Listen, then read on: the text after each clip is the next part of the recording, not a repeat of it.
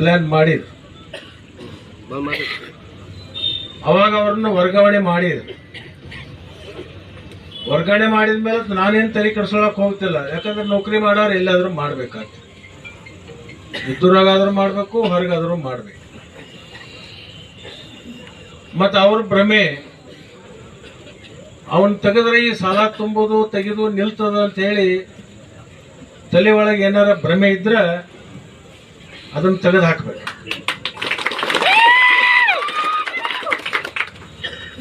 ಆ ಒಂದು ಕಾರ್ಯಕ್ರಮ ಯಥಾಸ್ಥಿತಿ ಮುಂದುವರಿದನ್ನೋದು. ಶಂಕರ್ ಇರ್ಲಿಲ್ಲ ಅಂದ್ರೆ ಏನ್ ಮಾಡ್ತಿದ್ದಾರೆ? ನಾನೇನ್ ಮಾಡ್ತೀನಿ, ನಾವು ಮಾಡೋದು ಮಾಡ್ತೀವಿ. ಆಣಿ ಸಾಕಿದೆಪ್ಪ ಅಂತಂದ್ರೆ ಮೌತ್ ಜಗದ ಬಿಟ್ಟು ಹೋದಂದ್ರೆ ಆಣಿನ ಮಾರಕ್ಕಾಗಲ್ಲ. ಆಣಿನ ಮಾತು ಹಿಡಿಯಬೇಕಾಕತಿ. ನಮ್ಮ ಮತ ಅದಕ್ಕೆ ಅಲ್ಲಿ ಇಡ್ಬೇಕಾಕತಿ ವ್ಯವಸ್ಥೆ. ಅವನ ಮುಖಾಂತರ ಅದನ್ನ ಮತ್ತ ಆಣಿ ವ್ಯವಸ್ಥೆ ಮಾಡ್ಬೇಕಾಗ್ತದೆ. ಅದನ್ನ ಮಾಡ್ತೀವಿ. ಅದ್ರ ಬಗ್ಗೆ ಏನು ನೀವು ತಲೆ ಕೆಡಿಸ್ಕೊಳ್ಳೋದು ಅವಶ್ಯಕತೆ ಇಲ್ಲ.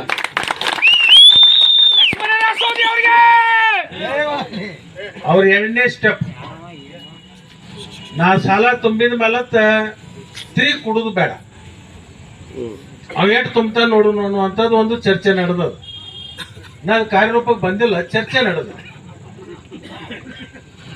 ನೀವು ಸಾಲ ತುಂಬಿದ್ದು ಕೊಡ್ಲಿಲ್ಲ ಅಂತಂದ್ರೆ ಅದಕ್ಕೆ ಏನ್ ಮಾಡ್ಬೇಕು ಅನ್ನೋದು ದೇವ್ರು ಸ್ವಲ್ಪ ನನಗೂ ಸಣ್ಣ ಬುದ್ಧಿ ಕೊಟ್ಟಿದೆ. ಆ ಕಾಲ್ ಬರ್ಲಿ, ಆ ಕಾಲ್ ಬಂದಾಗ ಅದನ್ನ ನೋಡೋಣ. ಅದು ಒಂದು ಭಾಗ. ಅದು ಏನಾಯ್ತು ಏನಿಲ್ಲ ಅನ್ನೋದು ನಿಮಗೂ ಎಲ್ಲರಿಗೂ ಗೊತ್ತಿದೆ. ಅದ್ರ ಬಗ್ಗೆ ನಾ ಇವತ್ತೇನು ಚರ್ಚೆ ಮಾಡ್ಲಿಕ್ಕೆ ಹೋಗಲ್ಲ. ಅಥಣಿ ತಾಲೂಕದಾಗ ಸುಮಾರು 45ರಿಂದ 50 ಜನರಿಗೆ ಜಿಲ್ಲಾ ಮಧ್ಯವರ್ತಿ ಬ್ಯಾಂಕಿನೊಳಗ ಅವ್ರ ಕಡೆಯಿಂದ ಒಂದು ಕಪ್ ಚಾ ಕುಡಿಲಾರ್ದನ ಅವರಿಗೆ ನೌಕರಿ ಕೊಡಿಸಿರ್ತಕ್ಕಂಥದ್ದು ಇಡೀ ಜಿಲ್ಲಾದಾಗ ಒಬ್ಬ ಯಾವ ಇದ್ರೆ ಅದು ಲಕ್ಷ್ಮಣ ಸವದಿ.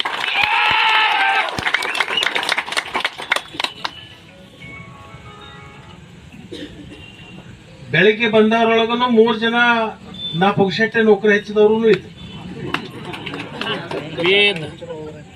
ಬೆಳಿಗ್ಗೆ ನಾನು ವಾಕಿಂಗ್ ಮುಗಿಸ್ಕೊಂಡು ನಾವು ಹೊಲಕ್ಕಾದಾಗ 4 ಹುಡುಗರು ಬಂದ ಅಳ್ಕೋತ ನಿಂತು. ಯಾಕ ಏನಾಯ್ತು ಇಲ್ರಿ ರಾತ್ರಿ ಒಂದು 3-4 ಜನ ಬಂದು ಕುಡಿದು ನಿಷೇಧಾಗ ಬಂದ ನಮ್ಮನ್ನ ಅವಾಚ್ಯ ಶಬ್ದದಿಂದ ಬೈದ್ರು. ನಾವೇನ್ ತಪ್ಪು ಮಾಡಿದೀವಿ? ಹಿಂಗ ನಾವ್ ಹೇಳಿದ್ದೀನಿ, ನೀವು ಯಾಕೆ ಕೇಳಂಗಿಲ್ಲ? ನಮ್ಮ ಜೊತೆಗೆ ನೀವು ಬರ್ಲಿಲ್ಲ ಅಂತಂದ್ರೆ ನಿಮ್ಮನ್ನ ಬೇರೆ ಕಡೆ ವರ್ಗಾವಣೆ ಮಾಡ್ತೀವಿ, ಅದಕ್ಕೂ ಮಣಿಲಿಲ್ಲ ಅಂದ್ರೆ ನಿಮ್ಮ ಜೀವ ಸಹಿತ ತೆಗಿತೀವಿ ಅನ್ನುವಂತ ಮಾತು ಅವ್ರ ಮುಂದೆ ಮಾತಾಡಿ ಅವ್ರು ಬಂದು ನನಗೆ ಹೇಳಿ. ನಾನು ಅವ್ರಿಗೇನು ಹೇಳಿದೆ ಅಂದ್ರೆ, ಇದು ಜಿಲ್ಲಾ ಮಧ್ಯವರ್ತಿ ಬ್ಯಾಂಕಿನ ನಿಮ್ಮ ನೌಕರಸ್ಥರ ಜಗಳ ನೀವು ಕೂತು ಬಗೆಹರಿಸ್ಕೊಳ್ಳಿ. ಅದು ಬಗೆಹರಿಲಿಲ್ಲ ಅಂದ್ರೆ ಕಾನೂನು ಪ್ರಕಾರ ಏನ್ ಮಾಡ್ಬೇಕು ಕಾನೂನು ಪ್ರಕಾರ ಮಾಡ್ರಿ. ಇದನ್ನ ನನ್ನ ಮುಂದೆ ಬಂದು ಹೇಳಿದ್ರೆ ನಾನೇನು ಮಾಡೋದು? ಇದನ್ನ ಬೇಕಾದ್ರೆ ಬ್ಯಾಂಕಿನ ಅಧ್ಯಕ್ಷರಿಗೆ ಹೋಗಿ ಹೇಳ್ರಿ, ಇಲ್ಲ ಉಪಾಧ್ಯಕ್ಷರಿಗೆ ಹೇಳ್ರಿ, ಹಿಂಗೆ ನಮಗೆ ಕೆಲವೊಂದು ಜನರಿಂದ ತೊಂದರೆ ಆಗ್ತದ ಅಂತ ಹೇಳಿ ಅವ್ರಿಗೆ ಹೇಳ್ರಿ ಅಂತ ನಾನು ಹೇಳಿ ಕಳಿಸಿ. ಆಮೇಲೆ ನಾ ಬಂದು ಸ್ನಾನ ಮಾಡಿ ನಾ ಕುಂತಾಗ ಅನೇಕ ಜನ ಬಂದಿದ್ರು. ಅವರೆಲ್ಲ ಜನರದ ಕೆಲಸ ಕಾರ್ಯಗಳನ್ನು ಕೇಳಿ ಅವ್ರನ್ನ ಕಳಿಸೋ ಹೊತ್ನಾಗ ಇವ್ರು ಏಕಕಾಲಕ್ಕೂ ಒಂದು 8-10 ಜನ ಬಂದು ಇದೊಂದು ನಮ್ಮದು ನ್ಯಾಯತೆ ಹೆಂಗೆ ಮಾಡೋದ್ರಿ ಅಂತ ಮುಂಜಾನೆ ಹೇಳೀನಿ ನಾನು ನಿಮಗೆ. ನಿಮ್ಮ ಜಗಳ ನೀವು ಬಗೆಹರಿಸೋರಿ, ಇದನ್ನು ನಮಗೆ ಮಧ್ಯಸ್ಥಿಕೆ ವಹಿಸ್ಬೇಡ್ರಿ ಅಂತ. ಈಗೇನು ಕುರೇಣ್ಣವ್ರು ಅಂತದಾರಲ್ಲ, ಕರೇಣ್ಣವರು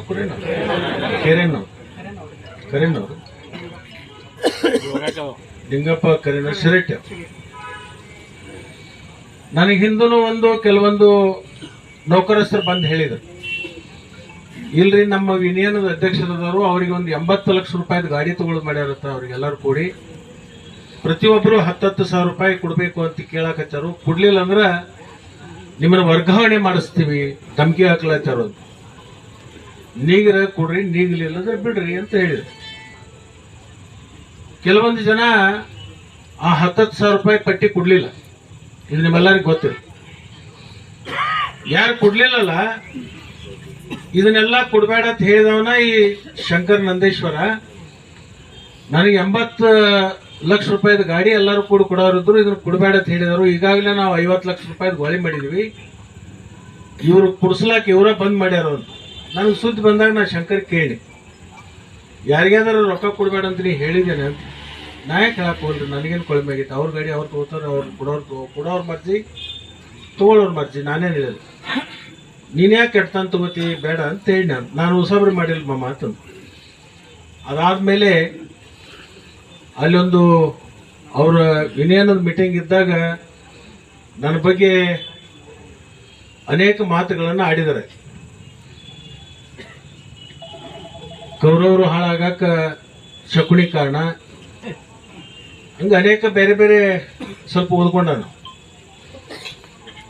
ಸ್ವಲ್ಪ ಬೇರೆ ಬೇರೆ ಉದಾಹರಣೆಗಳನ್ನು ಕೊಟ್ಟು ನನ್ನ ಏನು ಟೀಕೆ ಮಾಡಬೇಕು ಅದನ್ನ ಟೀಕೆ ಮಾಡಿದ್ದ. ಅದನ್ನ ಬಂದು ನಮ್ಮ ತಾಲೂಕದ ಯಾವ ಹುಡುಗರು ಇದ್ದು ಅದನ್ನೆಲ್ಲ ಹಿಂಗೆ ಮಾತಾಡ್ರಿ ಮಾತಾಡ್ಬಿಟ್ಟು ಮಾತಾಡ್ರಿ, ಈಗ ಏನಾಗದತಿ. ಮತ್ತು ರಾಜಕಾರಣದಾಗ ಮಾತಾಡೋರು ಇರೋರು, ಬೇಯವ್ರು ಇರೋರು, ಹೊಗಳವ್ರು ಇರೋರು, ಮತ್ತು ಅದೆಲ್ಲ ಇದ್ದಾಗನೇ ರಾಜಕಾರಣ ಇರ್ತದೆ. ಅದ್ರ ಯಾಕೆ ತಲೆ ಕೆಡಿಸೋತಾರೆ, ಬಿಟ್ಬಿಟ್ಟು ಅದನ್ನ ನನಗೆ ಯಾಕೆ ಹೇಳಿ ಮತ್ತು ನನ್ನ ಮನಸ್ಸು ಕಲುಷಿತ ಮಾಡ್ತೀರಿ ಅಂತ ಹೇಳಿದೆ. ಅದಾದ್ಮೇಲೆ ನಿನ್ನೆ ರಾತ್ರಿ ಅವ್ರಿಗೆ ಹೋಗಿ ಬೈದ ಮೇಲೆ ನನ್ನ ಹತ್ರ ಬಂದು ತೋಟಕ್ಕೆ ಬಂದವ್ರು ಹೇಳಿದ ಮೇಲೆ ನಾನು ಹೇಳಿದೆ, ಅಧ್ಯಕ್ಷರಿಗೆ ಭೇಟಿಯಾಗ್ರಿ, ಇಲ್ಲಾಂದ್ರೆ ಉಪಾಧ್ಯಕ್ಷರಿಗೆ ಭೇಟಿಯಾಗ್ರಿ, ನೀವೆಲ್ಲ ಕೂಡ ನಿಮ್ಮದು ವಿಚಾರ ಅಲ್ಲಿ ಬಗೆಹರಿಸೋರಿ, ನನ್ನ ಕಡೆ ಇದನ್ನು ತರಬೇಡ್ರಿ ಅಂತ ಹೇಳಿದೆ. 11 ಗಂಟೆ ಸುಮಾರು ಆ ಬೇದವರು ಬೇಯಿಸ್ಕೊಂಡವರು ಮತ್ತು ಅದಕ್ಕೆ ಹಿರೇತನ ಮಾಡ್ಲಿಕ್ಕೆ ಏನು ಅಧ್ಯಕ್ಷಗೆಲ್ಲ ಇನ್ನೇನು ಅಧ್ಯಕ್ಷ ಅವನ್ನೆಲ್ಲರೂ ಕೂಡ ಬಂದಾಗ ಅದನ್ನೇ ಹೇಳಿ, ನನ್ನ ಕಡೆ ಇದನ್ನ ನ್ಯಾಯ ತರಕ್ಕೆ ಹೋಗ್ಬೇಡ್ರಿ, ನೀವು ಹೋಗ್ರಿ, ಇಲ್ಲಿ ಬರಬೇಡ್ರಿ ಅಂತ ಹೇಳಿ ಮತ್ತೆ ಹಾಕಿದ್ರೆ ತೊಗೊಂಬಂದಿರಿ ಅಂದ ಕೂಡಲೇ ನೀವು ಯಾರೋ ಇಲ್ಲಿ ನಡ್ರಿ, ಇಲ್ಲಿ ಬೇರೆ ಕೆಲಸದ ರಗಡ್ ಮಂದಿ ನಮಗೆ ಕುಂತದ, ಈ ಕೆಲಸ ಮಾಡ್ಬೇಕಾಗೈತೆ, ನೀವು ಯಾರು ನಿಮ್ಮ ನ್ಯಾಯ ಹೇಳಕ್ಕೆ ಹೋಗ್ಬೇಡ್ರಿ, ಹೋಗ್ರಿ ಅಂತ ಕಳಿಸಿ. ಅವರೆಲ್ಲರೂ ಹೊರಗೆ ಬಂದ ಮೇಲೆ ತಾವಿದ್ದಾವ ಅವಾಚಿ ಶಬ್ದದಿಂದ ನಮ್ಮನ್ನ ಮಾತಾಡಕತ್ತಿ. ಗೊತ್ತಕಲ್ಲಿ ಫೀಲ್ಡ್ ಮಾಡೇ ಕಳಿಸಿದ್ರು ಅವ್. ಅಂದ್ರ ನೀ ಜಗಳ ತೆಗೆದಂಗ್ ಮಾಡುವ ಏನಾರ ಒಂದು ಮಾತಾಡುವ ಬಿರ್ಸ ಅವರ ಬಂದು ಅದನ್ನ 4 ಹೊಡಿತಾರೋ, ಅದನ್ನ ವಿಡಿಯೋ ಮಾಡ್ಕೋರಿ, ಅದನ್ನ ಹೋಗಿ ಕಂಪ್ಲೇಂಟ್ ಕೊಟ್ಟ ಅವ್ರನ್ನ ಅರೆಸ್ಟ್ ಮಾಡಿಸೋದು. ನಾನೇನು ಇವತ್ತು ರಾಜಕಾರಣ ಮಾಡಕತ್ತೀನಿ? ಯಾವ ಮನುಷ್ಯ ಇದ್ರ ಬಂದ್ಮೇಲೆ ಅವನ ಮನುಷ್ಯನಾಗ ಏನತಿ, ಅವ ಏನು ಅನ್ಬಹುದು ಅಂತ ತಿಳ್ಕೊಳ್ಳುವಂಥದ್ದು ದೇವ್ರ ಬುದ್ಧಿ ಕೊಟ್ಟಿದ್ದ. ಅವ ಅವಾಚಿ ಶಬ್ದ ಮಾತಾಡಕ್ ಹತ್ತಿದ ಕೂಡಲೇ ತೆಳಗಿರ್ತಕ್ಕಂಥ ಜನ ಇಲ್ಲಿ ಹೊರಗಡೆ ಅವನು ಹಿಡಿದ್ರ, ಹಿಡಿದು ಜಗ್ಯಾಡ್ರ ಅನ್ನೋದ್ರಾಗ ಒಬ್ಬ ಜಗ್ಯಾಡದ್ರಾಗ ಅವ ಜೋಲಿ ಹೋಗಿ ಬಿದ್ದ. ಅಲ್ಲಿ ನಮ್ಮ ಹೊರಗೊಂದು ಕಟ್ಟಿಗೆದೊಂದು ಬಾಕ್, ಆ ಬಾಕ್ ಅದಕ್ಕೆ ಅವಂಗ್ ಬಡಿತು ಅನ್ನೋದ್ರಾಗ ಅವ್ರಿಗೆ ಇವ್ರಿಗೆ ವಾದ ಆಯ್ತು. ಅನ್ನೋದ್ರಾಗ ಅದನ್ನ ಬಿಡಿಸ್ಕಿಸಿಂದ ಕಳಿಸಿದ್ದು ಇಷ್ಟೇ. ಅಲ್ಲಿ ಹೋಗಿ ಅವ್ರ ಸ್ಟೇಟ್ಮೆಂಟ್ ಏನ್ ಮಾಡಿದಂದ್ರೆ, ಲಕ್ಷ್ಮಣ ಸವದಿ ಅವರು ಮತ್ತು ಚಿದು ಸವದಿ ಅವರು ಬಂದ ನಮ್ಮನ್ನು ಮಾರಣಾಂತಿಕವಾಗಿ ಹಲ್ಲೆ ಮಾಡಿದ್ರು ಮತ್ತು ನನ್ನ ಬಹುತೇಕ ಅವ್ರು ಕೊಲ್ಲೋ ಪ್ಲಾನ್ ಮಾಡಿದ್ರು. ಅದ್ರ ಸಲುವಾಗಿ ನಾ ಪೊಲೀಸರಿಗೆ, ರಾಜ್ಯ ಸರ್ಕಾರಕ್ಕೆ ವಿನಂತಿ ಮಾಡ್ತೀನಿ, ಅವ್ರ ಮ್ಯಾಗ ನೀವು ಕ್ರಮ ತಗೋಬೇಕು, ಕ್ರಮ ತಗೊಳ್ಳಿಲ್ಲ ಅಂದ್ರೆ ನಾ ಆತ್ಮಹತ್ಯೆ ಮಾಡ್ಕೋತೀನಿ ಅಂತ ಹೇಳಿ ಒಂದು ಧಮಕಿ ಆಯ್ತು. ಅದಾದ್ಮೇಲೆ ಬೇರೆ ಬೇರೆ ಜನನು ಸಣ್ಣಗೆ ನಮ್ಮ ಕಡೆ ಬರಾಕ್ ಹತ್ತಿದ ಮೇಲೆ ಅದನ್ನೇನ್ ಮಾಡ್ತೀವಿ ಬಿಡು, ಅದನ್ನ ಯಾಕೆ ತಲೆ ಕೆಡಿಸ್ಬೋದು ಅಂತ ನಾನೇನು ಅದ್ರ ಬಗ್ಗೆ ವಿಚಾರ ಮಾಡ್ಲಿ. ಆಮೇಲೆ ನನಗೆ ಫೋಟೋಗಳು ಬರಾಕಿದ್ದು, ಅವನ ಹಾಸ್ಪಿಟ್ಲಕ್ಕೆ ಇಲ್ಲಿದಂಗೆ ನಡ್ಕೋತಾನ, ಅಲ್ಲಿ ಸ್ಟೇಟ್ಮೆಂಟ್ ಮಾಡಿದ ಎಲ್ಲ ಮಾಡಿದ. ಆಂಬ್ಯುಲೆನ್ಸ್ ತರಿಸಿ ಅದ್ರಾಗ ಅವನು ಹಾಕಿ ಕಿಸಿಂದ ತಗೊಂಡು ಆಸ್ಪತ್ರೆಗೆ ಹೋಗಿ ಅಡ್ಮಿಟ್ ಮಾಡಿದ್ಮೇಲೆ ಗೊತ್ತಾಯ್ತು ಇದು ಯಾರ್ಯಾರ್ದು ಚಾಲ ಏನೇನು ನಡೆದೈತೆ ಅಂತ. ಯಾಕಂದ್ರೆ ಕಳ್ಳ ಬಳಿ ಕೂಡ್ಲಾಕ ಐತಲ್ಲ, ಅಲ್ಲಿ ಏನು ಕಳ್ಳ ಬಳಿ ಕೂಡ್ತಾವೋ, ಇದು ರಾಜಕಾರಣ ಸೇರಿತಿ. ನಾನು ಇದನ್ನ ಅಟ್ಟ ದೀರ್ಘವಾಗಿ ಇದನ್ನ ಆಲೋಚನೆ ಮಾಡಿಲ್ಲಲ್ಲ ಅಂತ. ಅವರೆಲ್ಲ ಮೊದಲ ಅಲ್ಲಿ ಬಹುತೇಕ ನಿಂತಿದ್ರು, ಇದು ಹೋಗ್ಕತಿ, ಇದು ಹಿಂಗ ಆಕತಿ, ಇಲ್ಲಿ ಬಂದ ಮೇಲತ್ತ ಇದನ್ನ ರಾಜಕಾರಣ ಬೆರೆಸೋನು. ಆಮೇಲೆ ಅಲ್ಲಿ ಹೋಗಿ ಆಸ್ಪತ್ರೆಗೆ ಅಡ್ಮಿಟ್ ಮಾಡಿದ್ರು, ಪೊಲೀಸರು ಬಂದ್ರು. ಪೊಲೀಸರು ಅಂದಿಂದ ಏನು ಕಂಪ್ಲೇಂಟ್ ಎತ್ಕೊಡು, ನಾವು ಅದನ್ನ ದಾಖಲು ಮಾಡ್ತೀವಿ. ಇಲ್ಲೇ ನಾವು ಬೇರೆದವರಿಗೆ ಮಾತಾಡಿದ್ದಲ್ಲ, ಅವ್ರು ಹೋಗಿನೂ ಕಂಪ್ಲೇಂಟ್ ಕೊಟ್ಟಿದ್ದಾರೆ. ಇವು ಇನ್ನೂ ತನಕ ಕಂಪ್ಲೇಂಟ್ ಕೊಟ್ಟೇ ಇಲ್ಲ. ಆಮೇಲೆ ತಾವಾಗ ಹೋಗೋ ಮುಂದೆ ಪೊಲೀಸರ ಕೇಳ್ರಿ, ಮತ್ತೆ ಈಗ ರಂಡಿ ಇಲ್ಲಿಂದ ಎದ್ದು ಬೆಳಗಾವ್ ಹೊಂಟಿ ಮತ್ತೆ ಕಂಪ್ಲೀಟ್ ಕೊಡ್ಲಿಲ್ಲ, ಏನು ಮಾಡ್ಲಿಲ್ಲ. ಇಲ್ಲೇ ನಾವು ಬೆಳಗಾವ್ ಹೋಗ್ತೀವಿ, ಅಲ್ಲಿ ಬೆಳಗಾವದಾಗ ನಾವು ನಮ್ಮವ್ರು ಏನ್ ಹೇಳ್ಯಾರಲ್ಲ ಕೇಳ್ತಾರೋ, ಅವ್ರು ಏನ್ ಹೇಳ್ತಾರ ಅದನ್ನ ಮಾಡ್ತೀನಿ. ಇಷ್ಟಾದ್ಮೇಲೆ ಮುಂದೆ ಆಯ್ತಲ್ಲ ಏನಾಕತಿ ಮುಂದೆ ನೋಡೋಣ. ಅದನ್ನೇನು ಅಷ್ಟು ಸೀರಿಯಸ್ ಆಗಿ ತೊಳೆ ಇಲ್ಲ. ಆಮೇಲೆ ಬೆಳಗಾವದಿಂದ ಫೋನ್ ಮಾಡಕೈತ ಅನೇಕ ನೌಕರಸ್ಥರು, ಜಿಲ್ಲಾ ಮಧ್ಯವರ್ತಿ ಬೇಕು ಇಲ್ರಿ, ಎಲ್ಲರಿಗೂ ಇಲ್ಲಿ ಫೋರ್ಸ್ ಮಾಡಿ ಕಿಶನ್ ಗಾಡಿ ಹೆಚ್ಚಿ ಹೋಗಿ ಅದನ್ನ ಸ್ಟ್ರೈಕ್ ಮಾಡ್ರಿ, ಮತ್ತು ಅವ್ರ ಮನೆ ಮುಂದೆ ಹೋಗಿ ಗಲಾಟೆ ಮಾಡ್ರಿ, ಅವ್ರ ಮನೆ ಮುಂದೆ ಹೋಗಿ ನೀವು ಪ್ರತಿಭಟನೆ ಮಾಡ್ರಿ, ಅವ್ರ ಮನೆ ಮುಂದೆ ಸತ್ಯಾಗ್ರಹ ಮಾಡ್ರಿ, ಎಲ್ಲ ಮೀಡಿಯಾದವ್ರು ನಾವು ಕಳಿಸ್ಕೊಡ್ತೀವಿ, ಅದು ರಾಜ್ಯ ತುಂಬ ಪ್ರಚಾರ ಆಗಬೇಕು, ಅದನ್ನು ಈ ಥರ ನೀವು ಮಾಡಬೇಕು ಅಂತೇಳಿ ಅವ್ರನ್ನ ಎಲ್ಲರನ್ನು ಗಾಡಿ ಹತ್ತಿಸಿ ಅಲ್ಲಿಂದ ಅವ್ರು ಕೆಲವೊಬ್ರು ಹೇಳ್ರು, ಇದು ಅವ್ರವ್ರದ ಏನಾರ ವೈಯಕ್ತಿಕ ನಮ್ಮವ್ರ ಜಗಾಡಿ ಹೊರದೈತಿ, ಅವ್ರಿಗೆ ಹೋಗಿ ನಮಗೇನು ಸಂಬಂಧ ಐತ್ರಿ ಇದಕ್ಕೆ, ನೀವು ಹೊಕ್ಕಿಯೋ ಇಲ್ಲೋ ಅದು ಕೇಳಿ ಕಿಶನ್ ಫೋರ್ಸ್ ಮಾಡಿ ಅನೇಕ ಜನ ಕಳಿಸಿ. ಅಲ್ಲಿ ಬಂದ ಮೇಲೆ ಇಲ್ಲಿ ಗಣಪತಿ ಗುಡಿಯಾಗ ಕೊಡ್ರಿ. ಗಣಪತಿ ಗುಡಿಯಾಗೂ ಕೆಲವೊಂದು ಜನ ಏನು ಹೇಳಿದ್ರು, ಇದು ವೈಯಕ್ತಿಕ ವಿಚಾರದೊಳಗ ನಮ್ಮ ಇನ್ನೇನು ಯಾಕೆ ಇದ್ರಾಗ ಬಳಸ್ಕೋತೀರಿ, ಇದಕ್ಕೆ ನಾವು ಎಲ್ಲರೂ ಕೂಡಿ ಮಾಡೋದು ಸರಿ ಅಲ್ಲ ಅಂತ. ಕೆಲವೊಬ್ರು ಏನು ಹೇಳಿದ್ರು, ಇಲ್ಲ ನಾವೆಲ್ಲರೂ ಒಕ್ಕಟ್ಟಾಗಿ ಇರಲಿಲ್ಲ ಅಂದ್ರೆ ಮುಂದೆ ನಮ್ಮ ಗತಿ ಏನ ಅಂತ ಒಬ್ರು ಅಂದ್ರೆ ಪ್ರಚೋದನೆ ಮಾಡ್ತಾರೆ. ಅದೆಲ್ಲ ಮಾಹಿತಿ ನಾವು ಮಿನಿಟ್ ಎಲ್ಲ ನನಗೆ ನಮ್ಮವ್ರು ಹೋಗಿ ಏನು ನಿಂತಿರ್ತಾರೋ ಅವರೆಲ್ಲ ನಮಗೆ ಏನಾಯ್ತು ಏನೆಲ್ಲ ಹೇಳ್ತಾರೆ. ಅದಾದ್ಮೇಲೆ ಇಲ್ಲಿ ನಮಗೆ ಮನೆಗೆ ಬರ್ತಾರ, ಬರ್ಲಿ ಅವ್ರು ಬಂದ ಮೇಲೆ ಏನು ಹೇಳ್ತಾರೋ ಏನು ಕೇಳೋನು, ಏನು ಬಂದು ನಾನೇನು ಗುಂಡು ಹಾಕ್ತಾರ, ಏನು ನಾನೇನು ಮನೆಗೆ ಕಲ್ಲು ಒಗಿತಾರ, ಗುಂಡು ಹಾಕ್ತಾರ, ಹಾಕ್ಲಿ ನೋಡೋಣ. ಹಂಗೇನು ಅಂಜಿ ಓಡಿ ಹೋಗುವಂಥದ್ದು ಏನು ನನಗೆ ಅದು ಇನ್ನೂ ದೇವರ ಸ್ಥಿತಿಗೆ ತಂದಿಲ್ಲ. ಆಮೇಲೆ ಅಲ್ಲಿ ಹನುಮಂತರ ಗುಡಿಯಿಂದ ಪ್ರೊಸೆಷನ್ ಮಾಡ್ಕೊಂಡು ಅಂಬೇಡ್ಕರ್ ಸರ್ಕಲ್ಗೆ ಬಂದು ಅಲ್ಲಿ ಕುಂತ ಅಲ್ಲಿಂದ ಇದು ಎದ್ದು ಹೋಗಿ ಈಗ ಪೊಲೀಸ್ ಸ್ಟೇಷನ್ ಮುಂದೆ ಕೂತಾರೆ. ಪೊಲೀಸ್ ಸ್ಟೇಷನ್ ಮುಂದೆ ಕುಂತ ಏನಂದ್ರೆ ಲಕ್ಷ್ಮಣ ಸೌದಿನ ಮತ್ತು ಚಿದಾನಂದ ಸೌದಿನ ನೀವು ಅರೆಸ್ಟ್ ಮಾಡೋ ತನಕ ನಾವು ಇಲ್ಲಿ ಹೇಳಂಗಿಲ್ಲ. ಪೊಲೀಸರಿಗೆ ಒಂಥರ ದಿಗಲ, ಕಂಪ್ಲೇಂಟು ಕೊಟ್ಟಿಲ್ಲ, ಇವರೇ ಅರೆಸ್ಟ್ ಮಾಡಂತಾರೆ. ಆರೋಪಿ ಯಾರದ ಅನ್ನೋರು ಅವ್ರಿಗೆ ಪೊಲೀಸ್ ಕಂಪ್ಲೇಂಟ್ ಕೊಡ್ಬೇಕಲ್ಲ. ಅವನ್ನ ಕರ್ಕೊಂಡು ಇಲ್ಲಿ ಆಸ್ಪತ್ರೆ ಒಳಗೆ ಏನೂ ಆಗಿಲ್ಲ, ಇಲ್ಲಿ ಖರ್ಚಾಗೈತಿ ಮತ್ತು ಇದನ್ನ ನಮಗೆ ಮುಂದೆ ಯಾಕೆ ಕೊಡ್ರಿ ಅಂದ್ರೆ ನಾವು ಹೆಂಗೆ ಕೊಡಕ್ಕಾಕೈತಿ, ಏನೂ ಆಗಿಲ್ಲ ಹೆಂಗೆ ಕೊಡೋಣ ಅಂತ ಡಾಕ್ಟರ್ ಒಂದು ಸಣ್ಣ ಖರ್ಚಾಗೈತಿ, ಅದರ ರಕ್ತ ಮೈ ಮೇಲೆ ಬಿದ್ದೈತಿ ಅಷ್ಟಾಗೈತಿ, ಇಲ್ಲ ನಾವು ಬೆಳಗಾವ್ ಆಸ್ಪತ್ರೆಗೆ ಹೋಗ್ತೀವಿ ಅಂತ ಹೇಳಿ ಅಲ್ಲಿಂದ ಮತ್ತೊಂದು ಆಂಬ್ಯುಲೆನ್ಸ್ ತಗೊಂಡು ಇಲ್ಲಿ ಕೆಲವೊಂದು ಜನ ಹಾರ್ಟ್ ಆಗಿ ಒದ್ದಾಡಕ್ಕೆ ಹಚ್ಚಿದವ್ರಿಗೆ ಆಂಬ್ಯುಲೆನ್ಸ್ ಸಿಗಂಗಿಲ್ಲ, ಇವ್ರಿಗೆ ಸ್ಪೆಷಲ್ ಆಂಬ್ಯುಲೆನ್ಸ್ ಬಂತು. ಅವ್ನು ಕರ್ಕೊಂಡು ಹೋಗಿ ಈಗ ಲೇಕ್ಯೂ ಹಾಸ್ಪಿಟಲ್ದಾಗ ಅಡ್ಮಿಟ್ ಮಾಡಿದ. ಇದು ಇಲ್ಲಿ ತನಕ ನಡೆದದ್ದು ನಿಮ್ಮ ಗಮನಕ್ಕೆ ನಾನು ತಂದಿದ್ದೆ.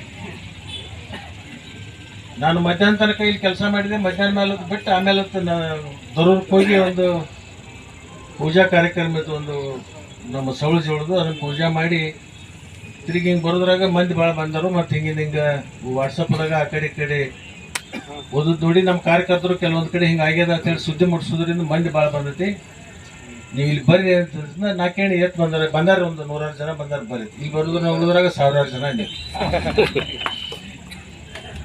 ಈಗೇನು ನನ್ನ ಮೇಲೆ ಒಂದು ಪ್ರೀತಿ ವಿಶ್ವಾಸ ಒಂದು ಅಭಿಮಾನ ಇಟ್ಕೊಂಡು ಬಂದಿದ್ದಕ್ಕೆ ನಿಮ್ಗೆಲ್ಲರಿಗೂ ಕೂಡ ಕೈ ಜೋಡಿಸಿ ರೂಪಾಯಿಗಿರ್ತಕ್ಕಂಥ ಅಭಿನಂದನೆಗಳನ್ನ ಸಲ್ಲಿಸ್ತೀನಿ.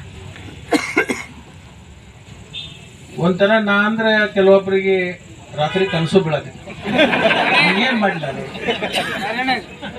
ನಾ ಇನ್ನೊಬ್ಬ ಕ್ಷೇತ್ರಕ್ಕೆ ಹೋಗಿಲ್ಲ, ಇನ್ನೊಬ್ಬರನ್ನ ಕೆಣಕಿಲ್ಲ, ಇನ್ನೊಬ್ಬರಿಗೆ ಟೀಕಾ ಮಾಡಿಲ್ಲ, ಅವ್ರು ಏನೇ ಮಾತಾಡ್ರು ಸಹಿತ ಅದನ್ನೆಲ್ಲ ನೋಡ್ಕೊಂತ ಬಂದೀನಿ.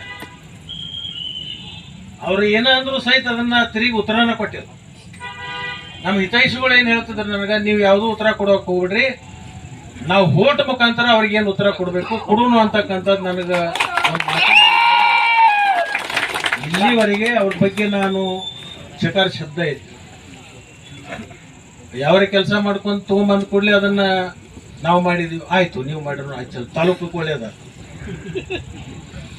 ಬಟ್ ಯಾರು ಮಾಡ್ಯಾರು ಯಾರಿಲ್ಲ ಅನ್ನೋದು ನಮ್ಮ ತಾಲೂಕಿನ ಜನ ಅಷ್ಟು ಮುಗ್ತಿರಿಲ್ಲ. ನಮ್ಮ ತಾಲೂಕಿನ ಜನರಿಗೆ ಎಲ್ಲ ಗೊತ್ತದ. ತಾಲೂಕದೊಳಗೆ ಒಂದು ವ್ಯವಸ್ಥಿತವಾಗಿರ್ತಕ್ಕಂಥ ಒಂದು ಟೀಮ್ ಅದ.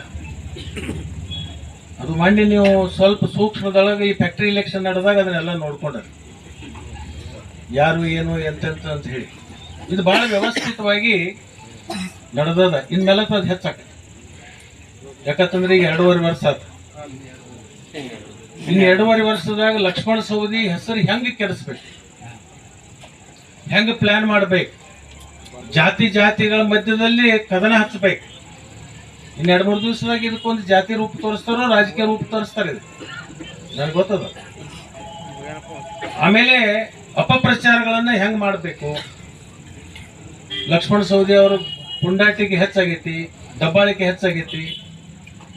ಇಲ್ಲಿ ಅಥಣಿಯೊಳಗ ಅವ್ರದೇ ಸಾಮ್ರಾಜ್ಯ ಐತಿ, ಯಾರ್ದು ಬಡವ್ರದ್ದು ಏನೂ ನಡೀತಾ ಇಲ್ಲ. ಎಷ್ಟೋ ಜನರದ ಮಣಿಗಳನ್ನು ಮುರಿದಿದ್ದಾರು, ಎಷ್ಟೋ ಜನರ ಹೊಲಗಳನ್ನ ಬೀಡು ಕೆಡಿದಾರು. ನಿಮ್ಗೆ ಒಂದೇ ಒಂದು ಉದಾಹರಣೆ ಹೇಳ್ತೇನೆ. ನಾನು 25 ವರ್ಷದ ರಾಜಕೀಯ ಜೀವನದೊಳಗ ಸಾಧ್ಯದ ಮಟ್ಟಿಗೆ ಕಣ್ಣೀರು ಒರೆಸೋ ಕೆಲಸ ಮಾಡಿ, ಆದ್ರೆ ಕಣ್ಣೀರು ತೋರಿಸೋ ಕೆಲಸ ಇಲ್ಲಿ ತನಕ ನಾನು ಮಾಡಿ. ಯಾಕಂದ್ರೆ ತಂದೆ ತಾಯಿ ಮತ್ತು ನಮ್ಮ ಗುರುಗಳು ನನಗೆ ಅದನ್ನ,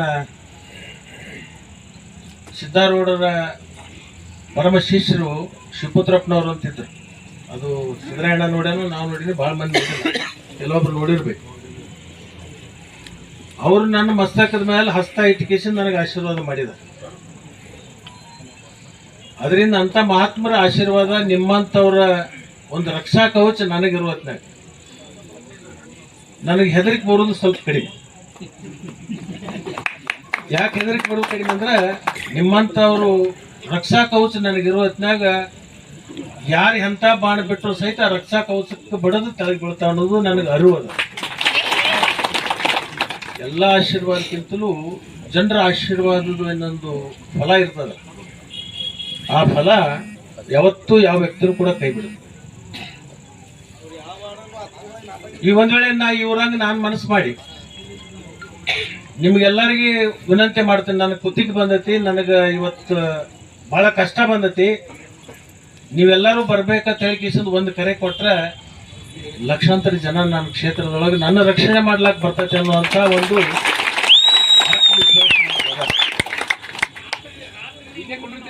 ಅದರಿಂದ ನೀವು ಎಲ್ಲಿ ತನಕ ನನ್ನ ರಕ್ಷಾ ಕವಚ ಆಗಿರ್ತೀರಿ, ನ್ಯಾಯಕ್ಕೆ ತಲೆ ಬಾಗಿಸ್ತೀನಿ, ಅನ್ಯಾಯಕ್ಕೆ ಮಾತ್ರ ನಾನು ತಲೆ ಬಾಗಿಸೋದಿಲ್ಲ ಅಂತಕ್ಕಂಥದ್ದನ್ನ ಈ ಸಂದರ್ಭದಲ್ಲಿ ಎಲ್ಲಿ ನ್ಯಾಯ ಇರ್ತದ ಆ ಬಡವನ ಕಾಲಿಗೆ ಬೇಕಾದ್ರೆ ಹಣಿ ಹೆಚ್ಚಿ ನಾನು ನಮಸ್ಕಾರ ಮಾಡ್ತೀನಿ. ಎಲ್ಲಿ ಅನ್ಯಾಯ ಇರ್ತದಲ್ಲ ನಾನು ತಲೆ ಸಹಿತ ಬಗ್ಸಾಗಿ.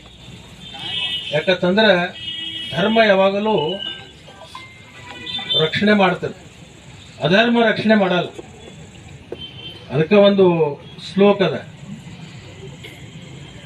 ಅದು ಯಾವುದು? ಧರ್ಮ ರಕ್ಷಿತ ಅಂತ. ಅಂದ್ರೆ ಧರ್ಮವನ್ನ ಯಾರು ಪಾಲನೆ ಮಾಡ್ತಾರೋ ಆ ಧರ್ಮ ಅವರನ್ನ ಪಾಲನೆ ಮಾಡ್ತಾರೆ.